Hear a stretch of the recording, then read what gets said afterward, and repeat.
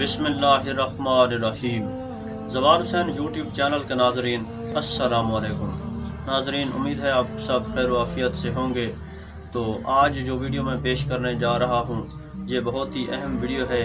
اس میں ہم اہل بیت پر ظلم کرنے والوں کا انجام احادیث پیغمبر صلی اللہ علیہ وآلہ وسلم کی روشنی میں بیان کریں گے۔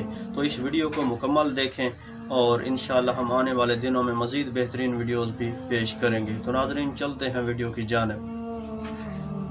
رسول خدا صلی اللہ علیہ وآلہ وسلم نے فرمایا، میرے اہل بیت پر ظلم کرنے والوں اور میری اطرت کے بارے میں مجھے اذیت دینے والوں پر جنت حرام ہے۔ رسول اکرم صلی اللہ علیہ وآلہ وسلم نے فرمایا، جنت حرام کر دی گئی ہے اس پر جو میرے اہل بیت پر ظلم کرے، ان سے جنگ کرے، ان کے خلاف کسی کی مدد کرے اور انہیں برا بھلا کہے۔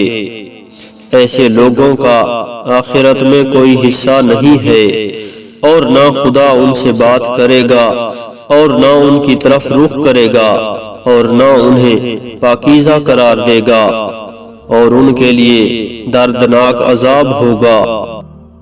رسول خدا صلی اللہ علیہ وآلہ وسلم نے فرمایا، پروردگار نے جنت کو حرام قرار دے دیا ہے اس پر جو میرے اہل بیت پر ظلم کرے، ان سے جنگ کرے، ان پر حملہ کرے یا انہیں گالیاں دے